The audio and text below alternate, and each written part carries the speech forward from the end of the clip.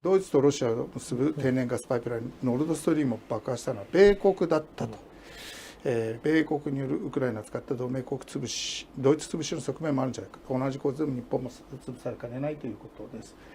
これはロシアにダメージを与えただけでなく、出資しているドイツにも大ダメージを与えているわけですね。でロシアの核輸送天然ガスが入らなくなったことで、ドイツ企業はドイツから逃げ出さないと採算が合わないとまで言っているわけですよ。そういうことがですね、同盟国から仕掛けられたということですね。昨年9月、26日、27日、ノルドストリーム1、2からガス漏れが確認されて、11月18日、スウェーデン検察が爆発物の痕跡をたどった結果、破壊工作だったと結論。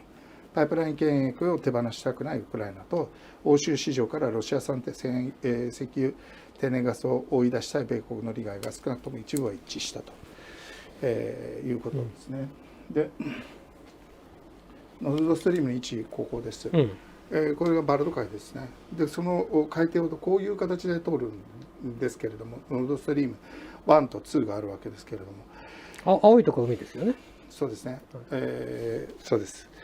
で、ここが爆破されたところだということですね。で、ノルドストリームは何のために作られたかというと、ウクライナ発信のパイプラインだったんですね。ロシア産のガスのもともとソ連時代からですけれども、8割から9割がウクライナ経由で欧州に輸送されていた。冷戦時代ですら安定的に送られていったわけです。ところが91年の独立後、ウクライナとロシアの間では天然ガスの供給とか料金設定等をめぐる係争が続いたと。で、ドイツは3割、エネルギーの3割を、この天然ガスの3割をロシアに依存してますから、そしてロシアからのガスっていうのは大変格安で結構なものだということで、ウクライナを経由しない天然ガスパイプラインノルドストリームを計画すると。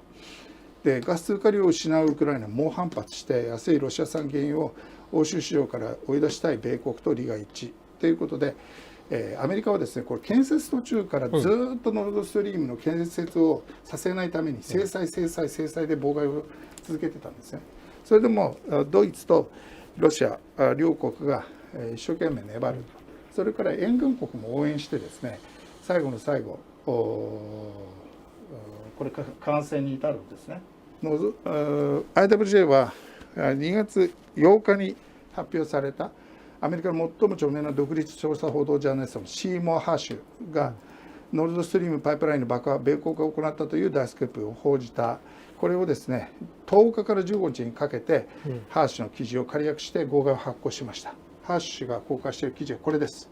How America took out the Nord Stream Pipeline という、いうことです。で、ハーシュはこういう人です。プロフィール側はこういう感じでちょっと濃くなってますけれども、絵ですね、これね。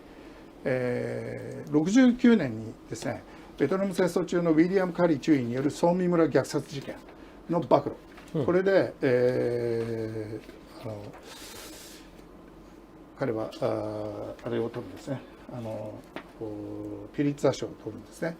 で、これを暴露を皮切りに、それだけではなくて CIA の国内スパイ計画、ケイオス作戦の暴露、イラク戦争の時に問題になったアブグレイブ刑務所における捕虜虐待事件の暴露、大韓航空機事件の内幕の暴露などの数々のスクープをものにしてきた、現役最高峰の独立調査報道ジャーナリストだと思ってます。生けるレジェンドです。タイトルはこういうものです。米国はいかにしてノルドストリームを破壊したのか。でサブタイトルは、ニューヨーク・タイムズ紙はミステリーと呼んだが、米国は今まで秘密だった、秘密海上作戦を実行したというふうにニューヨーク・タイムズの名前を挙げて、ニューヨーク・タイムズはこれパイプライン爆破事件があった時にミステリーだっていうふうに書いたんですね。でそれをおちょくってるわけです。そうじゃなくて米国政府が秘密の海上作戦を行ったんだということをですね、この関わった高官に情報通としてディープソロートなんですね、その方から話を聞きながら、他にもニュースソースはあるようですけれども、話を聞いていると。で、ニューヨーク・タイムズに彼はいたことがあるんですね。だけどもともとフリーのジャーナリストで、いたことがあるということで、ニューヨーク・タイムズをはじめ他のメインストリームメディアは何もしないでいるということに対するここは皮肉が入ってると思うんですけど、バイデン政権はいつからノルドストリーム爆破の極秘計画を立案したかというところまで遡るんです。2021年12月、サリバン国家安全保障問題担当大統領補佐官、統合参謀本部、CIA、国務省、財務省などからメンバーを集めて、サリバンが中心になってですね、で省庁を超えたタスクフォースの会議を結成して、ノルドストリーム爆破作戦を計画を作成した。ハーシュは情報提供者が、これはお遊びではない、もしその攻撃が米国のものだと分かれば戦争行為になると述べたということを書いています。で CIA のワーキンググループはパナマシティにある米海軍のダイビング&サルベージセンターで訓練を受けている海軍の深海潜水士を使ってパイプラインを爆発させるという計画を提案したと。で2022年6月に行われた NATO の演習バルトップ22を隠れ蓑にして潜水士たちは遠隔操作による強力な C4 爆弾を合計8個仕掛けた。問題はしかしこれをですね少し時期を遅らせるんですね。でバルト海での爆破工作にノルウェーが協力します。で爆破計画チームはバルト海底に設置されたノルドストリームを爆破するためノルウェーに協力を要請。ノルウェー海軍は爆破に適した浅瀬の位置を探し出したと、中期してますが、ノルウェーは石油天然ガス資源が豊富に持っております。したがって対ロ制裁発動後欧州市場への石油ガスの輸出を増やしているんですね。実は儲かってるんですね。それからもう一つキーパーソンが NATO の事務総長がですね、現事務総長が、ストルテンベルグです。このストルテンベルグという人物はですね、ノルウェーの首相を5回やったのかな、という人物ですね。で、バリバリの何ていうんですか反響といいますかで、CIA とか、情報機関米国の情報機関軍とのつながりも非常に深い、だからこそ NATO の事務総長にいられるんですけれども、2014年から NATO の事務総長というこんな関係があります。ノルウェーが加わったと。そしてバイデン大統領は6月、爆破をためらい作戦を停止したと。2022年5月に行われた NATO の演習に隠れ蓑にして遠隔操作による強力な C4 爆弾を合計8個仕掛けた後、6月爆発直前になって爆破をためらって後にいつでも爆破できるように計画の変更を命じたと、時期をずらす。それで2022年9月26日ノルウェー海軍の P8 偵察機が通常フライトを装ってソナーブイを投下して高性能 C4 爆弾を作動させて4本のパイプラインのうち3本が使用不能になった。中期ですけれども、9月21日から27日にかけてロシア側が東部南部4州で住民投票を行っている最中だった。いわゆるドンバスのですね、独立を支持するかというその最中ですね、その最中のただ中に爆破が行われた。でこれでもう元戻りできないと、後戻りできないという気持ちになった人たちが多いんですね。ロシアとドイツがこの手を結ぶということがもう元に戻らないと。ハーシュのインタビューを2月15日このドイツのメディアでベルリナ・ツァイトゥングっていうのが公開したんです。だから2月8日から1週間以内にベルリナ・ツァイトゥングがハーシュのもとに駆けつけてインタビューしたわけですね。である時期から CIA などの作戦を実行している人々は嫌悪感を抱くようになったと、これはハーシュが言ってるんです。彼らはこの同盟国に損害を与える爆破プロジェクトをクレイジーだと思い反対に回ったと。だから米国のこのプロジェクト内部の中に反対がかなり渦巻いてたということですね。でハッシュは米国の動機をウクライナ紛争における劣勢、ドイツが米国の意に反してパイプラインを再開することへの懸念と分析しています。バイデンがノルドストリームを爆破したのはドイツを信用していなかったからとも言ってるわけですね。だからぶっ飛ばしてしまえばでドイツも従うだろうというようなことなんですが、ハーシュさんはこう言ってます。アメリカの大統領がこんなことを平気でやったということが私は恐ろしいと。で中略ですが、長い目で見ればこれは大統領としてのバイデン氏の評判を傷つけるだけでなく政治的にも大きな損害を与えることになるだろうと。米国にですね大きな損害を与えると。米国の汚名になると。このコミュニティ CIA でさえバイデンが勝てない戦争を支援するためにヨーロッパを寒さにさらすことを決めたということに愕然としていると。私はこれは極悪非道だと思うと。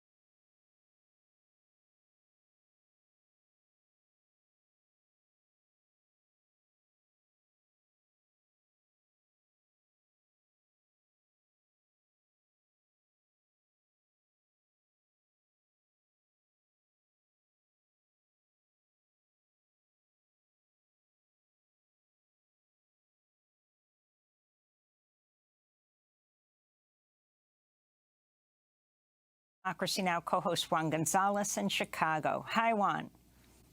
Hi, Amy, and welcome to all of our listeners and viewers across the country and around the world. Well, we begin today's show with the legendary Pulitzer Prize-winning journalist Seymour Hersh. In 1970, he won the prize for his reporting for the Dispatch news service on the My Lai massacre, when the U.S. slaughtered more than 500 Vietnamese women, children, and old men on March 16, 1968. His reporting in the New York Times on CIA spying on anti-war activists during the Vietnam War era helped lead to the formation of the Church Committee, which led to major reforms of the intelligence community. In 2004, in the pages of the New Yorker magazine, Sy Hersh exposed the Abu Ghraib prisoner abuse scandal in Iraq. Well, last week, he published another bombshell report, but this time on his new Substack page. The piece was headlined, "How America Took Out the Nord Stream Pipeline." It looks at one of the great mysteries of the past year.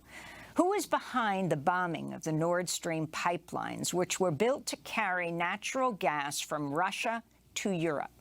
The pipelines were severely damaged last September in a series of underwater explosions in the Baltic Sea. In his new piece, Sy Hersh cites an unnamed source who says the sabotage was carried out by the U.S. Navy, which planted remotely triggered explosives during NATO exercises last September. Hersh reports the Biden administration began planning the act of sabotage in December 2021, 2 months before Russia's invasion of Ukraine. On February 7th, 2022, President Biden held a joint news conference with German Chancellor Olaf Scholz, and Biden brought up the future of the Nord Stream pipeline. Invades. That means tanks or troops crossing the border of Ukraine again. Then there will be no longer a Nord Stream 2. We will bring an end to it. How will you do that exactly, since the project and control of the project is within Germany's control? We will, I promise you, we'll be able to do it. I'll promise you we'll be able to do that. Well, Sy Hersh reports U.S. Navy divers planted remotely triggered explosives on the pipelines in June while NATO was conducting military exercises in the area. He reports the divers were all members of the Navy and not members of America's Special Operations Command, whose covert operations must be reported to Congress. Then, on September 25th, 2022, a Norwegian surveillance plane dropped a sonar buoy, which triggered the C4 explosives that had been placed on the pipeline. Soon after the explosion, the United States strongly suggested Russia was behind blowing up its own pipeline. This is National Security Advisor Jake Sullivan responding to a question at a White House press briefing. In his speech this morning, the president called the Nord Stream pipeline attacks, quote, a deliberate act of sabotage. And he said now the Russians are pumping out misinformation and lies about it. Should we take that to mean that the U.S. now believes that Russia was likely responsible for this act of sabotage? Well, first, Russia has done what it frequently does when it is responsible for something, which is make accusations that it was really someone else who did it. We've seen this repeatedly over time. But the president was also clear today that there is more work to do on the investigation before the United States government is prepared to make an attribution in this case. In the following months, there have been few public disclosures about the pipeline explosion. In December, the New York Times reported Russia had begun expensive repairs on the pipelines, a move which has raised questions about Western claims that Russia had bombed its own pipelines. Meanwhile, some Biden officials have publicly praised the fact that the pipeline was blown up. This is Undersecretary of State for Political Affairs Victoria Nuland speaking during a recent Senate Foreign Relations Committee hearing. I am, and I think the administration is very gratified to know that Nord Stream 2 is now, as you like to say, a hunk of metal at the bottom of the sea. We're joined now by Pulitzer Prize-winning journalist Seymour Hersh to talk more about his new piece, How America Took Out the Nord Stream Pipeline. While the White House has described Hersh's reporting as, quote, complete fiction, Calls are growing for an independent probe into the explosion. Sy Hersh, welcome back to Democracy Now! If you can flesh out what it is you found in your report and what first tipped you off, albeit there were a lot of public comments, including the Polish government right after the bombing saying, "Thank you, America."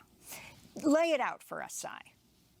Well, first of all, I think the reporting really can be described as a friend of mine did. What I did was really deconstruct the obvious. I mean, you have to hear what the president said. But of course, there were secret plans that I'm writing about, and they include there was a committee set up. Jake Sullivan was directly involved. He was the national security advisor, still is. They set up a team to look at options about how to put pressure on the Russian government to back off. I'm getting a bounce in my ear, so this is comical. Can you hear me? We hear you perfectly. We don't hear the bounce, Sy. Oh, okay, that's great. I hear it though. Anyway, and so there was I'm just writing about inside baseball stuff. It's the normal things you do. They set up a committee to think of options. Russia was clearly going to go. The threat the president had yet to make had not been made, and this is December before New Year's Day of the year before, 2021, and the question inside the committee, and it included the usual CIA, NSA, Treasury Department, State Department, you name it, and they met in a secret office building in the across the street from the White House, in the executive office building. The option was, do you want us to do something kinetic or something not kinetic? In other words, not kinetic would be more sanctions, or something kinetic would be, taking out the pipeline, as had been thought about. And her answer came pretty quickly. I would guess Victoria Nuland's statement that you mentioned came actually before the president's. It came in late January of last year. And that statement came, at that time, I think the committee involved, a lot of sophisticated people in the intelligence and operation community, concluded you could do it, and the White House was told it was possible. I think that led to the comments, which really, of course, made the people on the inside go half crazy, because it was supposed to be completely covert. But at that place, as I wrote, it was simply described as a classified operation. None of the rules of reporting to Congress were involved. And so they began their planning. They went to Norway, which is a great ally of ours. Norway was one of the original signers of the 1949 NATO treaty. I think 19 nations were involved then. And Norway is a great ally. We have spent, I write about this in some detail in the article, hundreds of millions, probably more, closer to $1 billion or more, upgrading facilities. Norway has a 1,400-mile border along the Atlantic coast that goes from Oslo in Europe all the way up north it runs into the Russian border in above the Arctic Circle. So we put a lot of facilities up north there. Synthetic aperture radar, which costs a fortune to monitor the Russian nuclear sites around, and also their military activities around there, up in the other side of the peninsula, in the Kola Peninsula. So they're just our guys, and they're also great at doing underwater stuff. And so that's what happened. We did a plan with them. We had to clear it with Sweden and Denmark. I'll leave it to them to decide whether that they were accepted the explanation we were doing exercises in the Baltic Sea for the hell of it. But so far, I haven't seen much from either of them. And, it's a tiresome game to me. And so what happens is, when I do my story on Substack, I wouldn't even think, I'm embarrassed to say it after all those wonderful years I had at the New York Times, I wouldn't even think of taking a story like this to the New York Times. They've decided that the Ukraine war is going to be won by Ukraine, and that's what its readers get, and so be it. That's their call. So I just did my reporting, and the miners came from a very facility in a little small town in Florida, and the mining community in the Navy is very secret, and they just do their business. They don't talk. There was perfect people to get, and they practiced it. And as you said, there was a major exercise every summer by the Sixth Fleet, which American Sixth Fleet out of Italy, which also has the operational rights in the Baltic Sea. Baltic Sea is a huge place